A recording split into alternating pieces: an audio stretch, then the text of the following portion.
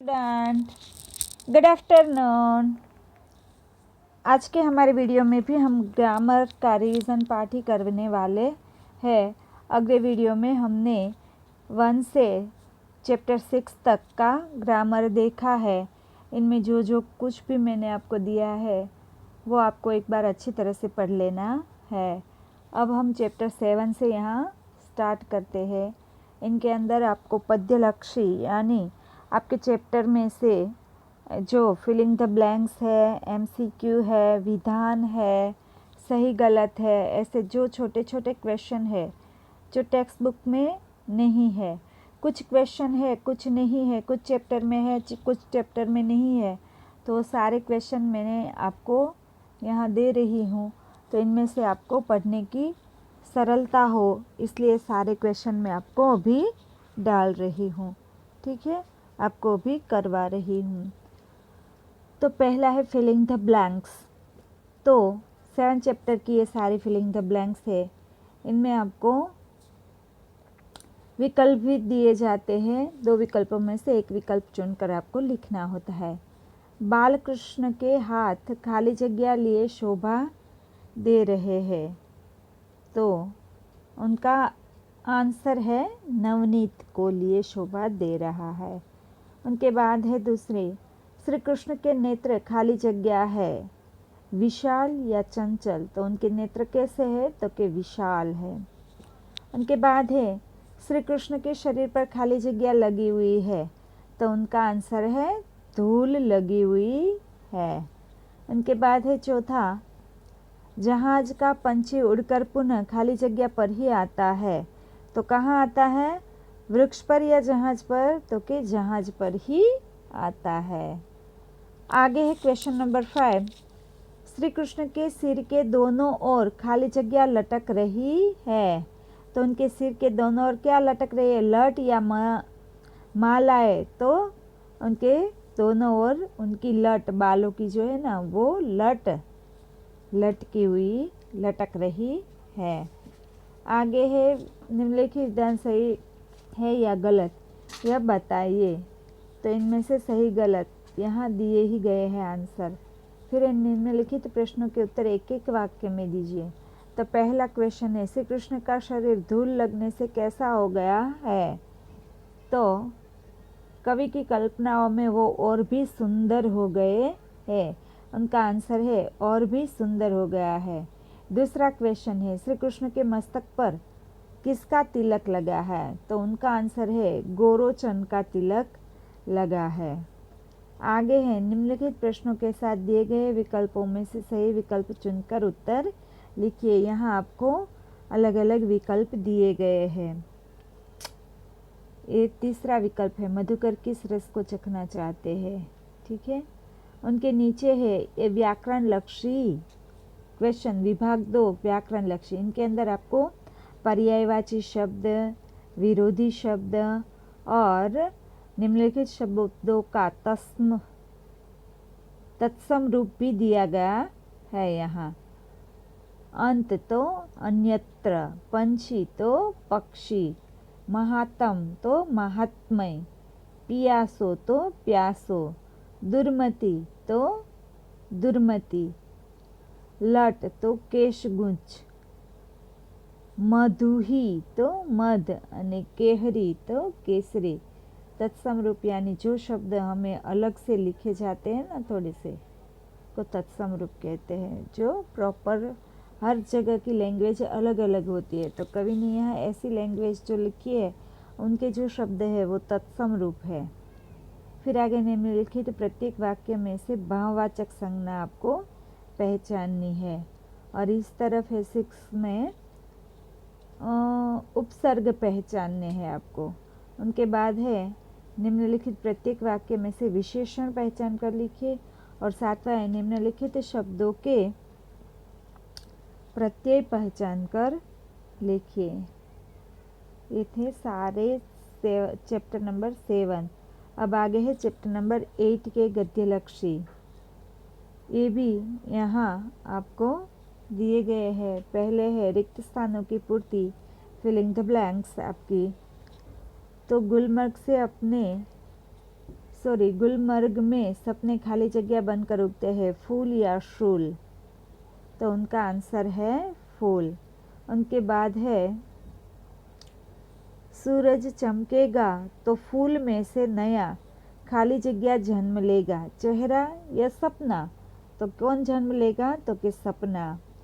उनके बाद है गुलमर्ग में व्यक्ति सिर्फ खाली जगह खेलने नहीं जाता, तो क्या खेलने नहीं जाता? तो कि गोल्फ खेलने के लिए ही नहीं जाते, वहाँ घूमने फिरने भी लोग जाते हैं। उनके बाद है गुलमर्ग एक खाली जगह सपाट मैदान है, तो वो कैसा है? बंद या खुला? तो कि वो खुला एक सपाट मैदान है। उनके आगे खाली जगह पर शाम से ही कोहरा छाने लगता है, वृक्षों पर या तो पहाड़ों पर? तो पहाड़ों पर शाम से ही कोहरा छाने लगता है। फिर आगे है सही या गलत वाक्य। गुलमर्ग एक खुला सपाट मैदान ही है, तो वो गलत है।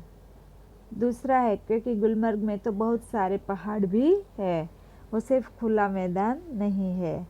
आगे है गुलमर्ग में लाल लाल छतों के ऊपर भी हरियाली है, तो ये सही वाक्य है। उनके छतों पर भी पौधे दिखने को मिलते हैं। उनके बाद है शाम होते ही हरियाली कुहासे में ढकने लगती है, ये सही है। लोग केवल गोल्फ खेलने के लिए ही गुलमर्ग में नहीं आते, ये भी सही है। आगे है निम्नलिखित प्रश्नों के उत्तर एक एक वाक्य में लिखिए। तो पहला प्रश्न है लेखक को पहली बार गुलमर्ग की यात्रा कैसी लगी? दूसरा है ऊंचे ऊंचे वृक्षों के कारण लेखक को आकाश कैसा लगता है? चौथा है शाम होते ही गुलमर्ग में क्या शुरू हो जाता है? इनके आंसर यहाँ आपको नीचे ही दिए गए हैं। पहले का आंसर है साधारण, फिर है दूसरा वाक्य उनका है हरा। ऊंचे ऊंचे वृक्षों के कारण लेखक को आकाश कैसा लगता है? तो कि हरा दिखता है। शाम होते ही गुलमर्ग में क्या शुरू हो जाता है? तो कि बर्फबारी शुरू हो जाती है। उनके बाद है सूर्योदय होते ही रात की खामोशी किससे बदल जाती है? किस में बदल जाती है? तो चहल पहल में बदल जाती है। आगे सही वाक्यांश चुनकर लिखिए। परिचित होकर भी गुलमर्ग सदा के लिए कैसा है? तो उनका यहाँ हमें दिया है परिचित होकर भी गुलमर्ग सदा अपरिचित सा लगता है, ये उनका आंसर है। उनके बाद है दूसरा लेखक बरसती घटा से गिर नहीं पाया क्योंकि तूफानी हवा। उनका आंसर आगे है। यहाँ 3 विकल्प आपको दिए हैं कि लेखक बरसती घटा से गिर नहीं पाए क्योंकि उनका आंसर है लेखक है वो बरसाती घटा से घिर नहीं पाए क्योंकि तूफानी हवा रुक जाने से घटा उस तक नहीं पहुंच पाई थी। अब आगे है विकल्प। यहाँ आपको विकल्प दिए गए हैं। उनके बाद है इनके व्याकरण विभाग, एक गद्य विभाग है, वही मैं आपको पढ़ के समझा रही हूँ। गुलमर्ग में सपने क्या बनकर उगते हैं? तो उनका आंसर है फूल। दूसरा है गुलमर्ग में व्यक्ति केवल यह खेलने नहीं आता, गोल्फ का आंसर है। तीसरा सैलानियों की पंक्तियाँ क्या दौड़ती नजर आती है? तो सैलानियों की पंक्तियाँ घोड़े दौड़ती नजर आती है। उनके बाद है हरियाली का सपना किसके फूल में बदल जाता है? हरियाली का सपना है वो किसके? तो कुहासे के रूप में बदल जाता है। सूरज चमकेगा तो फूल में से क्या आएगा? सूरज चमकेगा तो नया सपना जन्मेगा। मैं खुश था कि थोड़ी देर में क्या आने वाला था, ये बूंदे मेरे ऊपर बरसेगी। उनके बाद है ग्रामर, जिनके अंदर है पर्यायवाची, उपसर्ग, फिर इधर है क्वेश्चन नंबर 4 भाववाचक संज्ञाएं, फिर है शब्दार्थ के उचित प्रत्यय जोड़कर संज्ञा बनाए, इनको प्रत्यय जोड़कर संज्ञा बनाना है।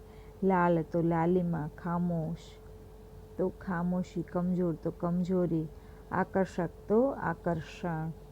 उनके बाद है विशेषण, फिर उनके बाद है विशेषण ही है, शब्द के साथ उचित प्रत्यय लगाकर आपको विशेषण बनाना है। फिर उनके बाद है निम्नलिखित शब्द समूह के लिए एक शब्द, जो ये आपके चैप्टर में कहीं कहीं नहीं है। जहाँ 3 रास्ते मिलते हैं उसको कहते हैं तिराहा। हर्षित करने वाली तो रोमांचक। उनके बाद है अपनी ओर खींचने वाला तो आकर्षक, और जिसकी कल्पना न की जा सके ऐसा तो वो उनका अर्थ होता है अकल्पनीय। ये सारा उनका ग्रामेटिकल पार्ट है। उनके बाद है उपसर्ग पहचान कर लिखिए। उनके बाद है निम्नलिखित शब्दों के प्रत्यय पहचान कर लिखिए। तो उनके आंसर यहाँ है, एक तरफ उपसर्ग है और एक तरफ प्रत्यय है। आगे है अब चैप्टर नंबर 9 जिनका गद्य लक्ष्य। पहले उनकी ब्लैंक्स है। एक दिन उठाकर खाली जगह में फेंक दूंगा, खुद तैरने लगेगा। तो उनका आंसर है नदी में। उनके बाद है सूर्य नारायण पढ़ने में खाली जगह है, कमज़ोर है या तेज, तो वो कैसा था, तो कि कमज़ोर। दल का नियम था कि कोई सदस्य खाली जगह न बोले, अपशब्द नहीं बोलना चाहिए, ये नियम था दल का। मोना पढ़ लिख कर खाली जगह बनना चाहता है, तो वो वकील बनना चाहता है। उनके बाद है सैलानियों की पंक्तियाँ खाली जगह दौड़ती नजर आती है, तो घोड़े दौड़ती नजर आती है।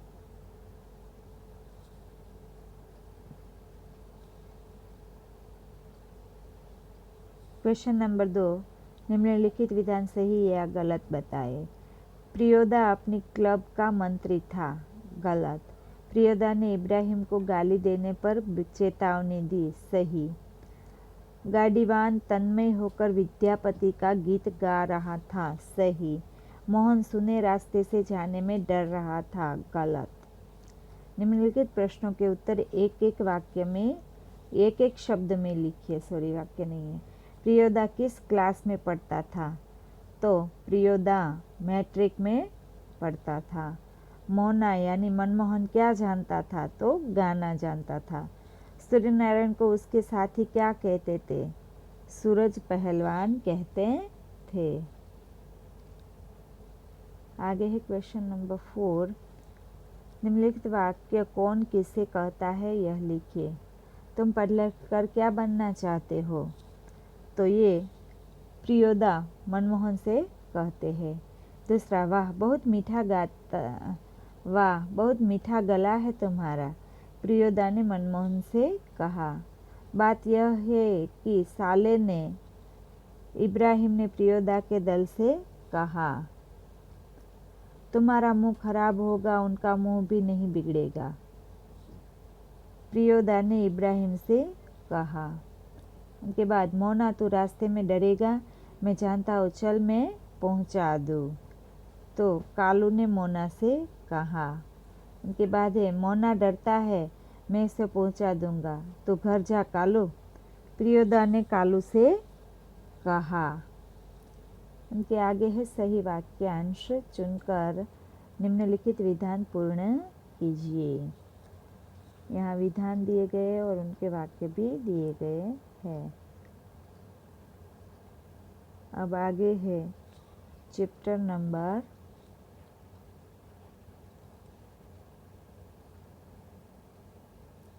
10 है।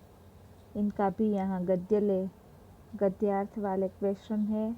उनके बाद इनका ग्रामेटिकल पार्ट भी है, और ये जो व्याकरण है ना, वो भी यहाँ सारा का सारा उनका दिया गया है। उनके बाद है हेतु लक्ष्य प्रश्नोत्तर चैप्टर नंबर 11। यहाँ 11 का भी मैंने गद्य लक्ष्य है, फिर इनका ग्रामर है, और फिर चैप्टर नंबर 12 यहाँ है। यह है चैप्टर नंबर 12।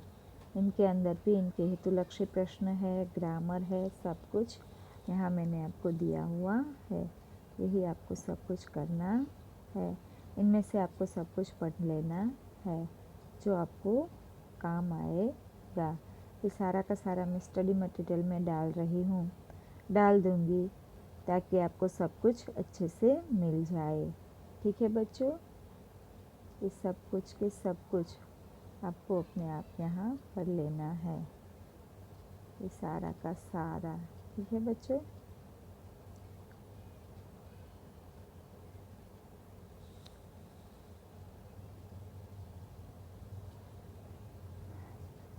वन से 12 तक के चैप्टर में सब कुछ है। ठीक है, ये है चैप्टर 12। तो ठीक है बच्चों, आज का हमारा वीडियो है वो यहीं तक रहेगा। मैंने आपको आज हमने 7 चैप्टर से लेकर 12 चैप्टर का ग्रामर जाना। अब आगे हमारा वीडियो यहीं तक रहेगा। बच्चों, आपको अगर मेरा वीडियो अच्छा लगता है तो मेरी चैनल को सब्सक्राइब करना, और जो वीडियो में आगे आपको नया वीडियो बनाऊँ वो आपको चाहिए और आपको तुरंत वो मिल जाए, इसके लिए आपको मेरी चैनल को सब्सक्राइब करना है। ठीक है, तो आपको मेरे अगले वीडियो जल्दी से चाहिए तो सबसे पहले आप मुझे सब्सक्राइब कर दे, फिर मेरा वीडियो है वो आपको तुरंत मिल जाएगा। ठीक है बच्चों, थैंक यू स्टूडेंट। आज का हमारा वीडियो यहीं पर समाप्त होता है।